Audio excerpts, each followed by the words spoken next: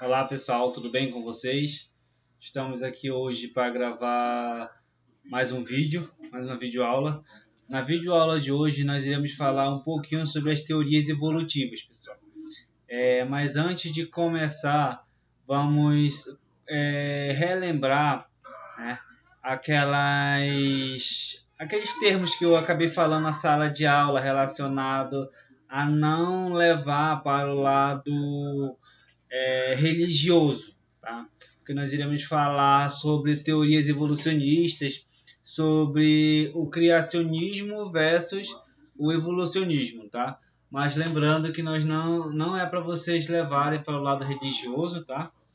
Então é isso, pessoal. Vamos começar. Então, como eu havia comentado com vocês, falar um pouquinho sobre as teorias evolutivas, tá? Então vamos lá. O que é o termo evolutivo? O que esse termo evolutivo traz de informações para nós? Tá? O termo evolutivo, pessoal, ele está relacionado com desenrolar. Tá? O que é desenrolar? O que é desenrolar algo? É desmembrar, é esclarecer uma certa informação, certo? Então, esse termo evolutivo, ele é erroneamente associado com a ideia de progresso. Ou seja, o que isso quer dizer? Que nem sempre a gente pode dizer que a evolução, ela sempre vai trazer algo bom, algo de novo para nós, algo de novo para uma determinada espécie. Ok? E o que é essa evolução? O conceito dela? Elas são as modificações sofridas por populações de organismos através do tempo, o qual ultrapassa o período de vida de uma única geração. Ou seja, são as modificações que uma população vai sofrer. Aquela população de organismos vai sofrer através do tempo. E que tempo é esse, pessoal? Aí uma situação que nós temos que deixar bem claro aqui. Quando a gente fala de evolução, a gente tem que ter uma ideia de que isso não é algo que acontece do dia para a noite, né? Não é algo que acontece de um mês ou de um ano para o outro, não. Né?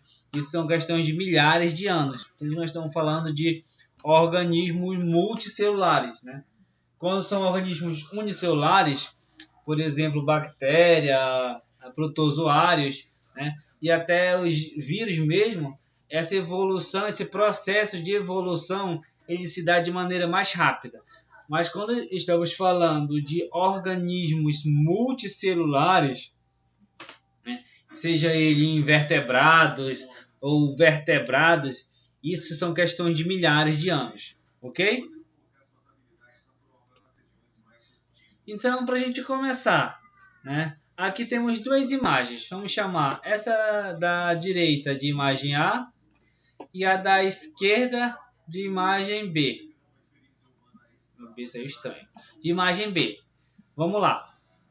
Então, nessas duas imagens, na imagem A e na imagem B, qual está acontecendo a evolução? Qual está ocorrendo a evolução? Então, quem respondeu letra B, parabéns. Né? Aqui na imagem B, deixa eu só voltar um pouquinho, está mostrando o processo de resistência de um determinado organismo, né? Resistência a inseticida, né? De um determinado organismo. Então aqui está mostrando primeiramente uma população, né? Uma população de provavelmente besouro, né? E dentro dessa população de besouro, o que é que nós temos aqui? Temos besouros brancos, né, e besouros vermelhos. Sendo que aparentemente, né, esses indivíduos são da mesma espécie. O que acontece é que o besouro vermelho, no seu gene, né, vai ter uma mutação, certo? Então, antes da aplicação do pesticida, né? Aqui depois da aplicação do pesticida. O que nós temos aqui?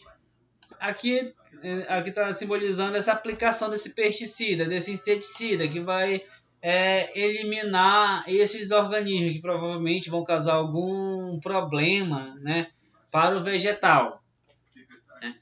Então, após essa aplicação do inseticida, o que aconteceu aqui?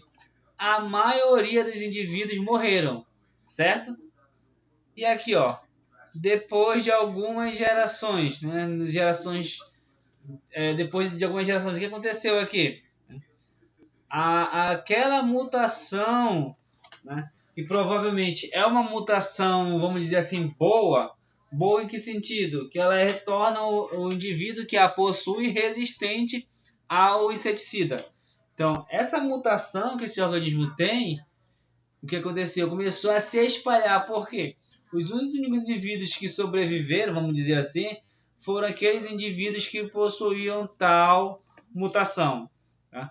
E aí aplicaram novamente o pesticida, o que aconteceu?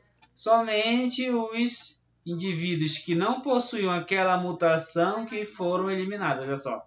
Né? Sobrou uma quantidade menor. Então, se esse mesmo pesticida, esse mesmo inseticida ou inseticida que possui essa mesma fórmula for utilizada para esse controle químico, consequentemente, com o passar da quinta ou sexta aplicação desse mesmo inseticida ou com a fórmula parecida, consequentemente não vai mais fazer efeito nenhum. Por quê? A população que ficou ali na plantação do tiozinho, do agricultor, todos os indivíduos que estão ali atacando aquela população, estão atacando aquela plantação, é daquela população resistente. Tá? Esse mesmo conceito aqui de resistência, né, se aplica também para os antibióticos. E falando um pouco da imagem A. Por que na imagem A não está ocorrendo a evolução aí? Na imagem A mostra apenas o desenvolvimento dos indivíduos. Né? Na primeira figura, né, da direita para a esquerda, nós temos o tubarão, né? Depois a salamandra, depois um lagarto, depois um gambá, depois um macaco, depois o humano. Então, se a gente pegar esses mesmos organismos no estágio inicial de desenvolvimento, é quase impossível a gente diferenciá-los entre si, certo? Isso mostra o quê? Isso mostra a ancestralidade desses indivíduos, ou seja, mostra que esses indivíduos possuem ou possuíram um ancestral em comum, tá? Então, quanto mais próximos, ou seja, aqui pertencentes à mesma classe, vamos dizer assim, né? São a classe mamália, né? Quanto mais próximos, quanto mais aparentados for, maior serão essas semelhanças. Ok? Então vamos dar continuidade. Velhinho de novo. Né? As variedades de seres vivos no nosso planeta têm fascinado a humanidade ao longo da história. Né? Ou seja, a diversidade de seres vivos, a diversidade de vida no nosso planeta nos fascina a cada dia. E de acordo com as explicações científicas, essa enorme variedade de espécies é resultado de processos de transformação e adaptação que constituem a evolução biológica. Né? Então, todas essas nossas variedades, né, de espécies que nós temos, né, é resultado de processos de transformação e adaptação, né, que isso vai constituir a evolução biológica. Certo? Então aqui nós temos uma caveirinha pensante, né? Esse momento para refletir. Né? E a pergunta da caveirinha pensante é: como os seres vivos surgiram? Né? Como os seres vivos surgiram? Né? Então, existe basicamente duas explicações para o surgimento dos seres vivos. A primeira explicação é o criacionismo e a segunda é a evolução. Então aí nós temos duas possíveis explicações para esse surgimento de seres vivos. Primeiro, o criacionismo, né, onde possui um ser criador, né, que criou todos os seres vivos como eles estão hoje. E uma segunda linha de pensamento, né, uma segunda linha que é totalmente contrária a essa primeira. O criacionismo é o processo de evolução, né? O evolucionismo, certo? Que aí o processo de evolucionismo ele fala o quê? Que as espécies foram surgindo a partir de quê? De evolução biológica, a partir das transformações e a partir das adaptações que foram acontecendo nesses seres vivos. Tudo bem, pessoal? Então vamos continuar. E aí, entre esses dois termos, né? O fixismo e o evolucionismo. O que é um fixismo? Né? Fixismo vem de fixo, ou seja, algo imutável. O que é algo fixo? Algo que você não consegue fazer uma mudança, né? Algo que está preso. Vamos fazer, por exemplo, você fixa um determinado objeto, sei lá, na parede, por exemplo, assim, né? A nossa mãe coloca um armário na parede, né? Aquele armário fixo que a gente não consegue mudar a não ser que faça todo o processo de furar a parede, de introduzir os parafusos, enfim, né? Algo difícil, diferente de, por exemplo, somente uma mesa que você consegue movimentar ela ao longo de toda a nossa casa, vamos dizer assim, na nossa sala, na nossa cozinha, enfim, né? O fixismo ele mostra essas ideias fixistas, ideias que estão fixas, que acredita que os seres vivos não mudaram do jeito que eles foram feitos, do jeito que eles foram criados, assim eles permanecem até hoje. O que vale ressaltar é que o fixismo é totalmente diferente de criacionismo, tá, pessoal? E não vamos migrar para esse lado, tá? Então, fixismo é uma coisa e criacionismo é outra coisa, né? Sendo que o criacionismo está dentro do fixismo, mas nem sempre as ideias fixistas quer dizer que elas serão criacionistas, ok? E aqui embaixo nós temos o evolucionismo. Trata-se processo de evolução, beleza? A gente vai falar um pouquinho mais para frente sobre esse fixismo. Aí nós temos essa imagem, né? No lado direito, nós vamos ter, no lado A aqui, vamos ter as ideias fixistas, o fixismo, e aqui no lado B, no lado esquerdo do seu vídeo, nós teremos o evolucionismo. O que ele mostra de diferença entre as duas aqui? Está mostrando uma certa variedade de borboleta. Aqui está mostrando o quê? Que essa espécie, do jeito que ela foi criada, ela permanece assim inalterável, imutável ao longo do tempo. Já no evolucionismo não. O que ele está mostrando aqui? Que as espécies, do jeito que elas são, do jeito que a gente coleta, que nós coletamos hoje, elas nas nossas viagens de campo, nas nossas viagens de campo, isso não quer dizer que essas espécies sempre tiveram essa mesma morfologia, né? Essa mesma fisiologia. Isso mostra que essas espécies, no evolucionismo, vieram mudando gradativamente, tá? Lembrando, gradativamente. Isso quer dizer o quê? Que não é algo da noite para o dia, é algo gradativo, algo que vai a passos lentos, como se fosse subindo degraus de uma escada, tá? Então, é assim que se dá o processo do evolucionismo. Para os fixistas, as espécies são fixas e imutáveis, foi o que eu havia comentado com vocês. Enquanto que para os evolucionistas, as espécies modificam-se ao longo do tempo. né? Mesma coisa que eu acabei de falar para vocês, né? Que do jeito que a gente coleta as borboletas em campo, né? Não necessariamente elas sempre tiveram aquela mesma morfologia, tiveram aqueles mesmos padrões de coloração. Beleza? Então, continuando. Teorias fixistas. Nas teorias fixistas, eu havia comentado com vocês, não necessariamente dizer que o fixismo é o que? É o criacionismo. Porém, o criacionismo está dentro das teorias fixistas. Tá?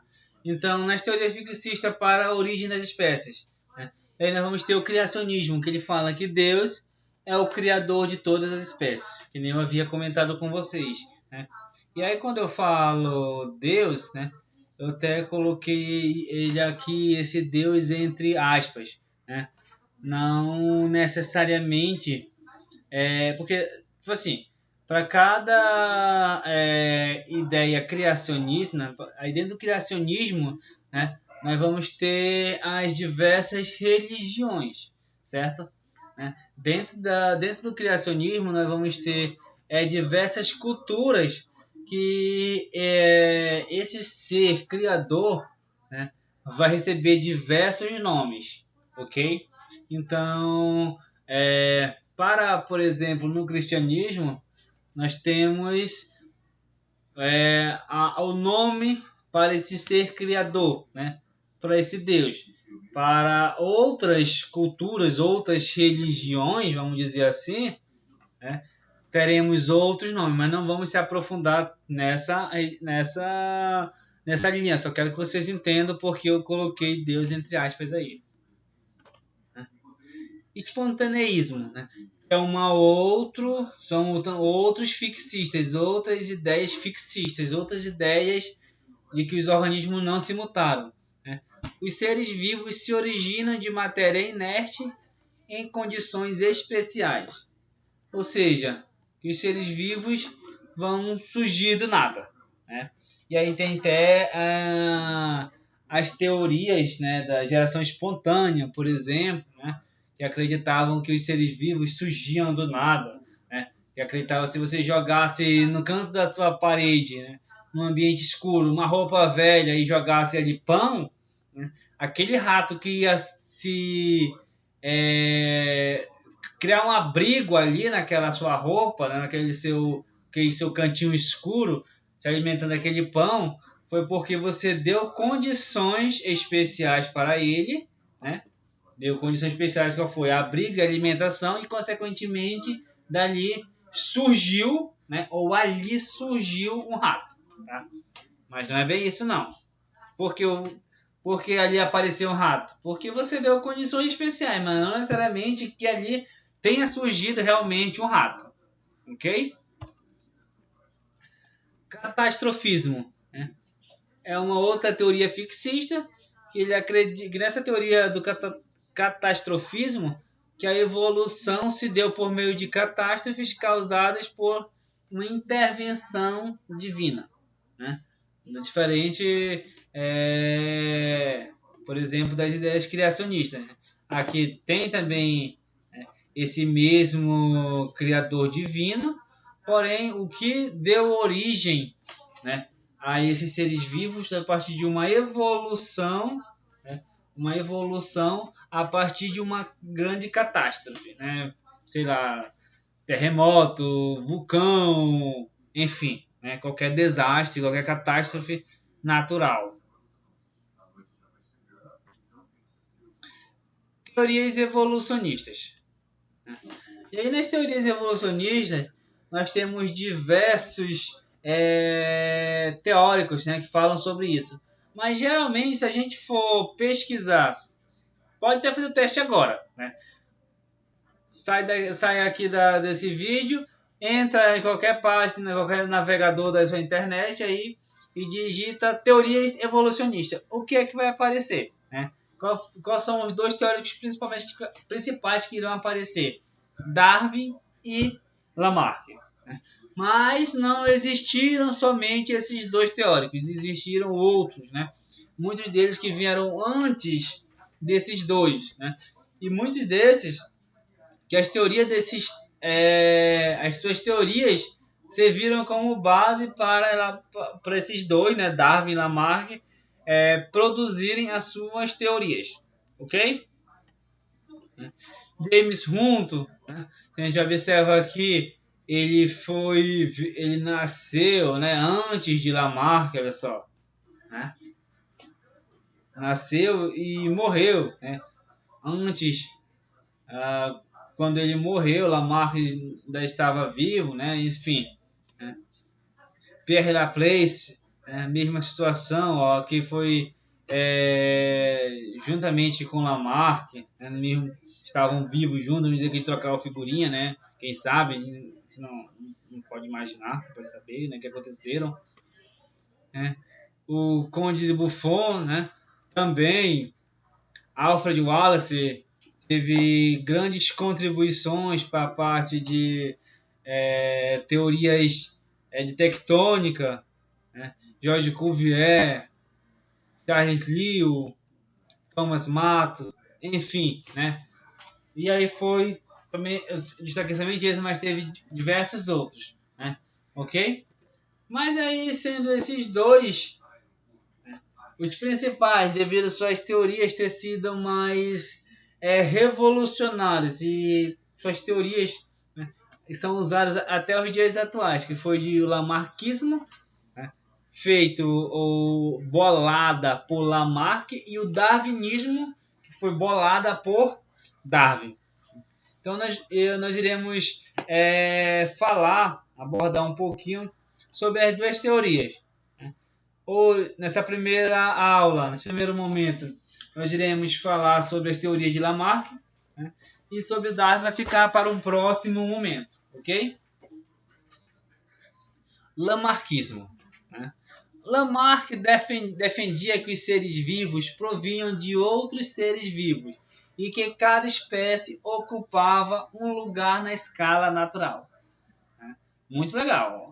Lamarck defendia que os seres vivos provinham de outros seres vivos. Aqui nós já temos falando um pouquinho sobre essa escada evolutiva, sobre essa evolução, e de que cada espécie ocupava um lugar na escala natural, né? O que aqui ele remete também um pouquinho sobre ecologia, né? Um pouquinho sobre essa parte ecológica, de que os seres vivos eles ocupam um lugar especial naquela escala natural e que a ausência de determinadas espécies pode provocar o decaimento, né, de outras espécies. A teoria elaborada por Lamarck em 1809 evidencia dois princípios, né? O primeiro, a lei do uso e do desuso, e a segunda, a lei da transmissão dos caracteres adquiridos. Então vamos ver cada uma dessas duas leis que Lamarck defendia, que Lamarck que na sua teoria da evolução, né, evidencia esses dois princípios. Primeiro, a lei do uso e do desuso. O que essa lei do uso e desuso fala? Que as partes do corpo extensivamente usadas por um organismo desenvolvem-se e as que não são usadas, né, vão se atrofiar. E aí ele bolou uma ideia, né? Ou com essa teoria a gente pode bolar, né? Quem acredita nessa teoria pode bolar uma ideia de como surgiram os discos interdigitais do espaço. Então, primeiramente, esse pato ele era terrestre, né? E a presença dos discos, das membranas interdigitais deixavam de existir. Discos interdigitais são das pererecas, tá, pessoal? Acabei confundido, né? São membranas interdigitais. Não existiam, né? Então era pouco desenvolvida. Porém, esse pato um dia resolveu ir para a água, vamos dizer assim. Esse pato começou a mudar seu ambiente, né? Do ambiente terrestre, mudou para o ambiente aquático. E, consequentemente, devido a ele começar a utilizar cada vez mais, né, a água como um meio de locomoção, as membranas interdigitais começaram a se desenvolver. né, até estarem completamente desenvolvida igual nós temos hoje. Então, com o uso excessivo dos pés para nadar, o pato desenvolveu as membranas entre os dedos. Né? Vamos pegar um exemplo mais prático assim. Vamos imaginar que a partir de hoje, né, por milagre, eu entro numa academia, né? E começa a malhar, tomar bomba, não. Tomar bomba, não tô brincando. Mas começa a malhar bastante. E aí, com o tempo, eu tenho o quê? Eu vou ter um crescimento muscular. E aí, no auge, né, digamos que fazer essa linha aqui seja o auge do meu desenvolvimento muscular. Quando eu estiver no meu auge do meu desenvolvimento muscular, eu tenho um filho. Né? O que aconteceu nesse processo aqui? Eu estava trabalhando, estava o quê? Usando bastante uma parte do meu corpo, seja braço aqui nesse processo de malhação, ou seja a perna. Né? E o que ele dizia nesse lei do uso e do desuso? Né? Que a partir do momento que eu deixar de usar, né, essas características, usar o braço, né, meu braço vai se atrofiar, certo?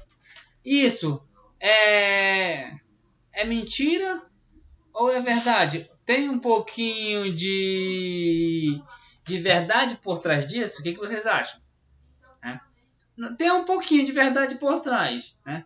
Com certeza, se a gente lembrar de uma pessoa, como eu dei o exemplo, que vai para academia, começa a malhar, né? Começa a usar aquele membro, começa a acontecer o quê?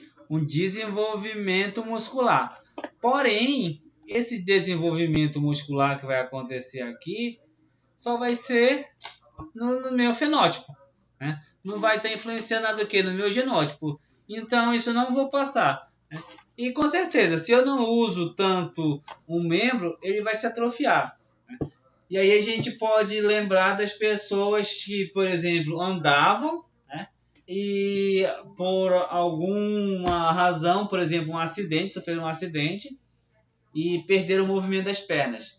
Então, se a gente percebe, se uma pessoa para de movimentar as pernas, vamos colocar aí 3 meses, a partir de 3 meses você já começa a notar uma diferença. Os músculos começam a se atrofiar. Né? Mas lembrando, pessoal, que isso não vai ser passado para gerações futuras. É somente naquele organismo. Certo? E a próxima, que é a lei da transmissão dos caracteres adquiridos. Né? As características que um organismo adquire ao longo da sua vida pelo uso e desuso são transmitidas à sua descendência. Né? Ou seja, lembra que eu havia dado o exemplo da academia, que eu estava malhando, né?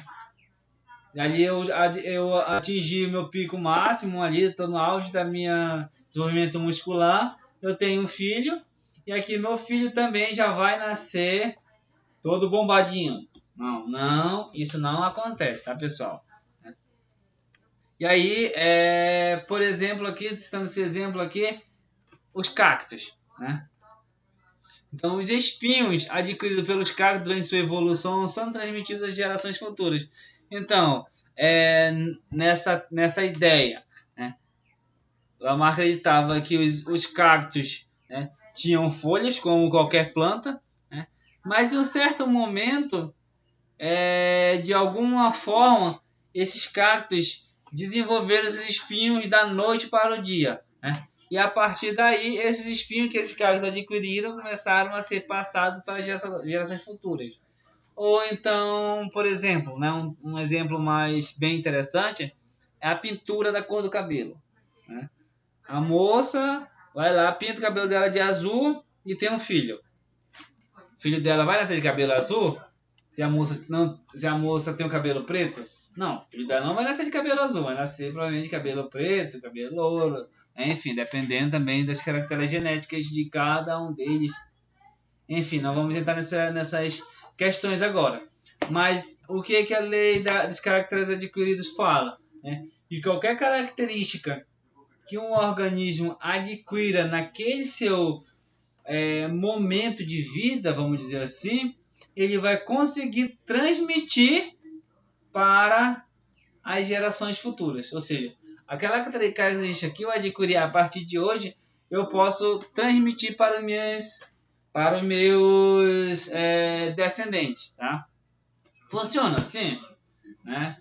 Não funciona bem assim. Não é bem assim. Tem que estar expressa, essa característica tem que ser ditada por quem? Né? Pela minha código genético, né? Pelo meu DNA. Aquela característica, para eu poder passar ou que eu recebi dos meus pais, tem que estar onde? Tem que estar escrito lá no meu código genético. Tem que estar lá na minha receita do bolo, dizendo que eu vou ter cabelo preto, que eu vou ter cabelo louro, que eu vou ter cabelo ruivo, que eu vou ter olhos azuis, olhos verdes, olhos... Enfim, né? Tem que estar aqui na receitinha do bolo, no código DNA. Beleza? E aí tem a girafa de Lamarck. Aqui é a possível teoria de Lamarck para o surgimento, né? Para o crescimento do pescoço das girafas. O que Lamarck falava sobre esse processo? E segundo o lamarckismo, pelo hábito de se alimentar de folhas altas, a girafa teve o pescoço gradualmente alongando, ou seja, a girafa foi esticando o pescoço para alcançar cada vez as folhas mais altas e, consequentemente, o pescoço da girafa continuou crescendo, continuou se desenvolvendo. Essas mudanças teriam sido transmitidas para as gerações seguintes. Ou seja, seguindo essa ideia aqui do lamarckismo, se a partir de hoje a girafa deixar de esticar o pescoço para começar a se alimentar de grãos, né, a tendência é o quê? Retroceder. Certo? Se a gente pensar assim, a tendência é o quê? Que essa girafa começar a se alimentar da graminha, né, aqui no chão, o pescoço dela vai diminuir. Por quê? Porque ela vai deixar de utilizar. Né? Mas sabemos que não funciona bem assim. Porque a girafa tem um pescoço grande, porque está no código genético da girafa que ela tem que ter o pescoço grande. Beleza? Opa, perdão. Então aqui o lamarckismo é um resumo, pessoal. Então aqui vou desenhar aqui o que? Um peixinho. Tá? E vou ver meus peixinhos. Aqui é um peixinho. Parece um tubarão. Vamos imaginar que isso aqui seja um tubarão. Né? Aqui nós temos o tubarão. Esse tubarão vivia feliz e sorridente lá no seu ambiente. E aí, do nada, aconteceu uma modificação ambiental. Que modificação ambiental foi essa, professor? Qualquer que seja, né? Uma alga se proliferou demais, por exemplo, né? O oceano, né? O mar, onde aquele tubarão se encontra, né? Tenha mudado o pH por alguma forma, ou seja, tenha sofrido uma modificação, né, aquele ambiente. O que acontece com esse tubarão? Ele precisa de quê? De uma necessidade de adaptação, certo? Pela essa ideia do lamarckismo. Né? Se ele tem uma necessidade de adaptação, consequentemente, esse tubarão vai expressar um quê? Um novo comportamento, certo? E dependendo de como for esse comportamento e dependendo de qual for essa necessidade de adaptação, né, ele pode usar ou deixar de usar algum órgão. E aí entra a questão do lei do uso e desuso. E dependendo de ele utilizar mais um órgão que o outro, né, pode acontecer o quê? O desenvolvimento ou a atrofia de um órgão. Por exemplo, se o ambiente ficou bastante escuro, né? Por algum motivo, essa modificação ambiental tenha deixado a água bastante turva. Em vez de uma água cristalina, agora nós temos uma água totalmente escura, né? Ou totalmente barrenta.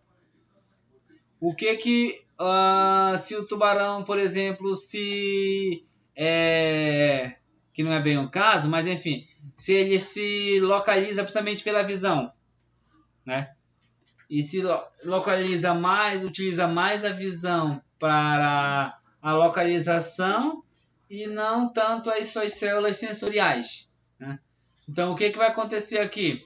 Vai haver uma necessidade de adaptação, ou seja, o órgão que antes ele utilizava mais, que era os olhos, né? Porque a água era bastante cristalina, agora como a água mudou, ele vai deixar de usar tanto os olhos, né? Como era o seu órgão principal para ele se locomover, para ele se localizar, para ele caçar preso naquele ambiente, e agora vai utilizar suas células sensitivas, suas células sensoriais.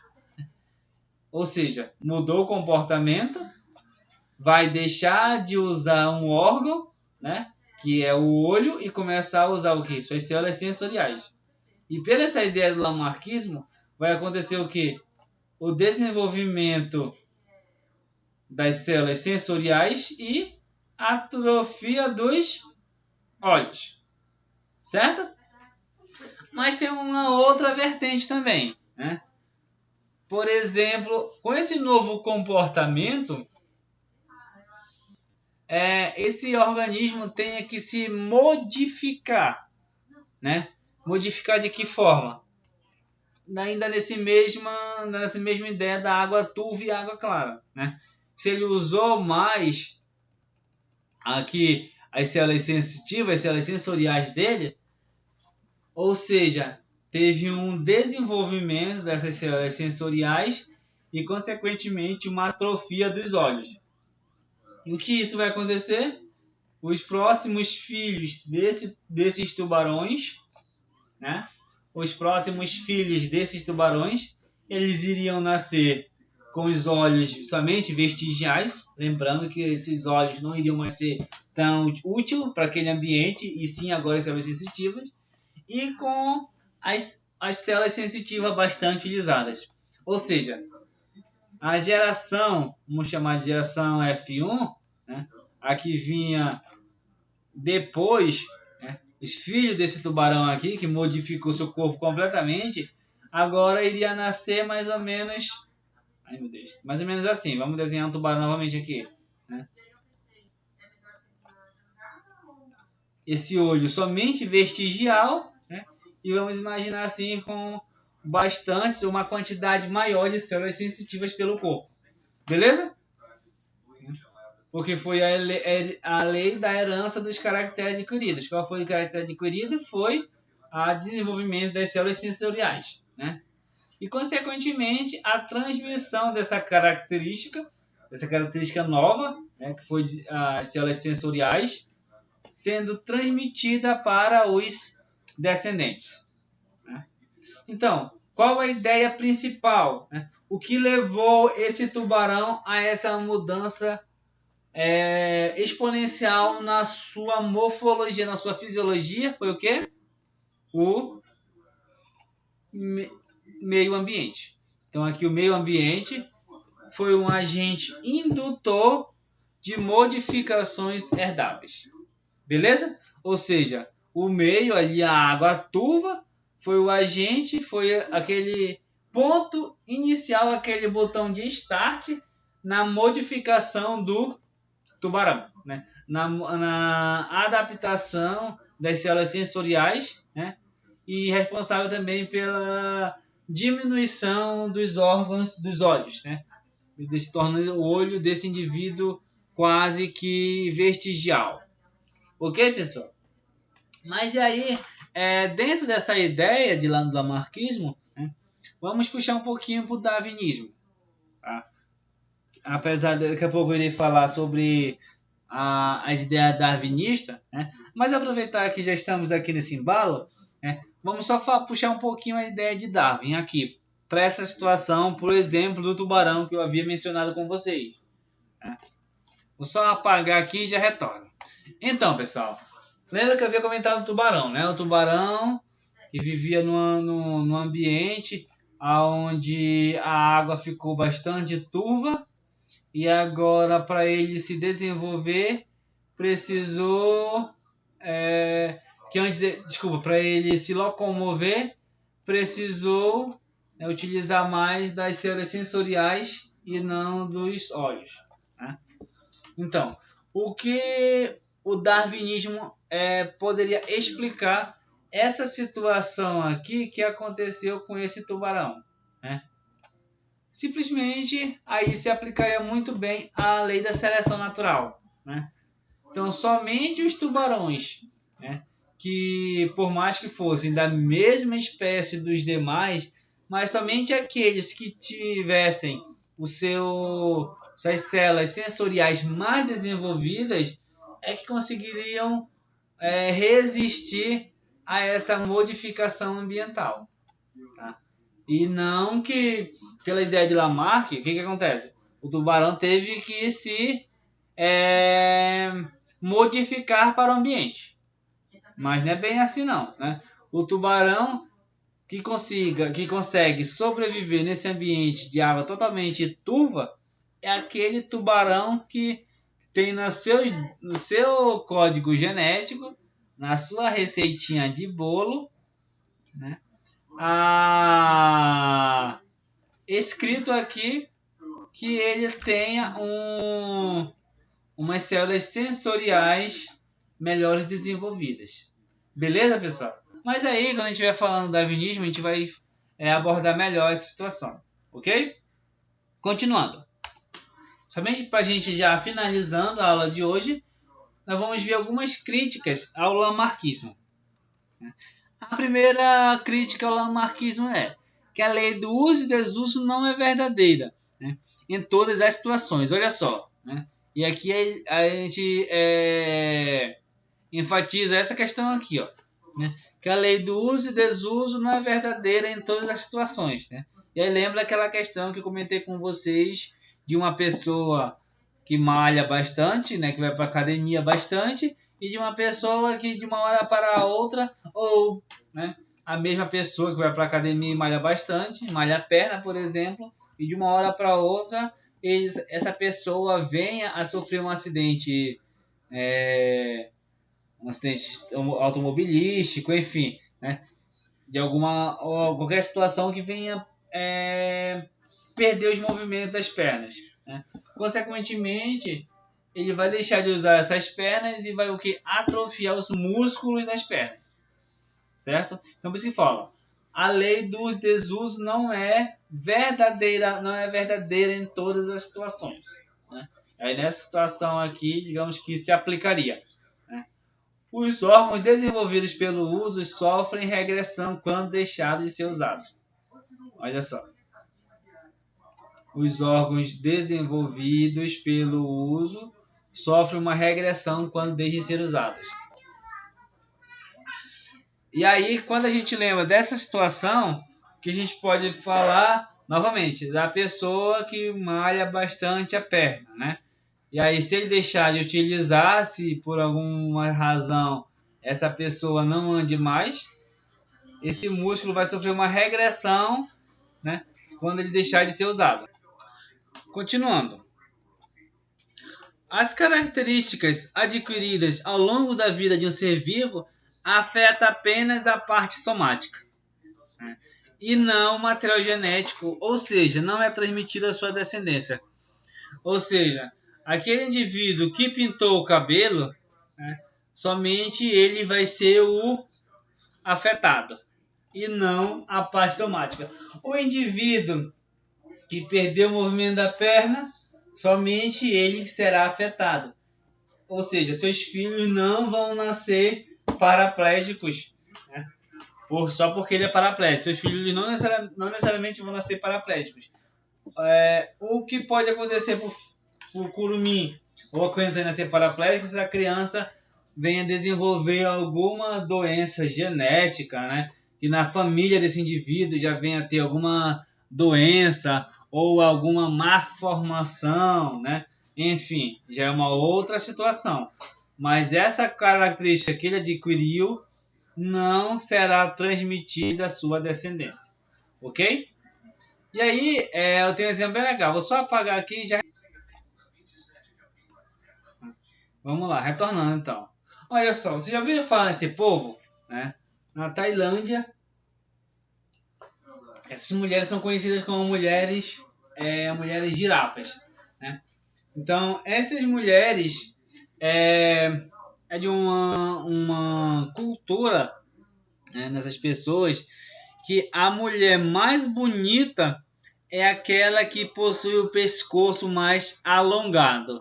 E o que acontece, né, para essas mulheres ter esse pescoço alongados? Cada ano que passa, a partir do momento que a menina nasce, o que acontece?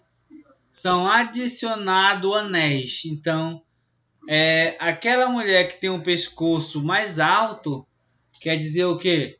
Desculpa, aquele pescoço mais longo, né? Quer dizer que aquela mulher será mais bem sucedida no amor, no casamento, será, enfim, significa uma posição de poder, né? Também tem em outros povos, né, que a beleza, por exemplo, da mulher está no pé pequeno. Né? Então, o que as mulheres usam? Né? Logo quando nascem, né? Assim quando atingem uma certa idade, geralmente a partir da puberdade, elas começam a usar sapatos de madeira, né? Todo de madeira mesmo. Então, usa aquele sapato noite e dia. Né?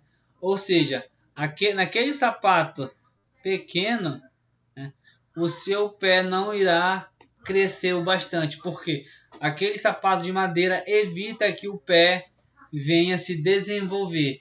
Então, o pé fica atrofiado. Mas essa característica, ou o pé pequeno, ou o pescoço longo, não vai ser transmitida para os seus filhos. É uma característica que somente esses indivíduos irão apresentar.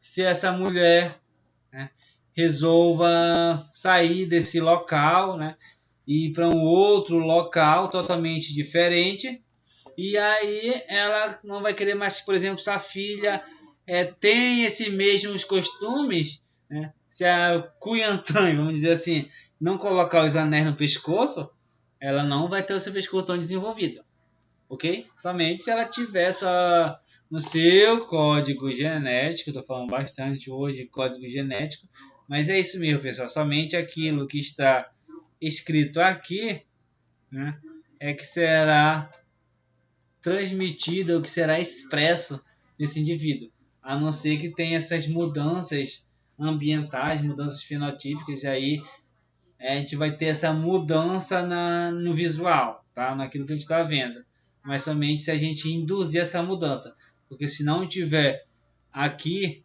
sinto muito, mas não vai acontecer, ok? Então, pessoal, por hoje é só. Espero que vocês tenham entendido um pouquinho sobre essas primeiras ideias evolutivas. Na nossa próxima aula, estarei finalizando essa parte das ideias evolucionistas, tá bom? Então, um grande abraço a todos.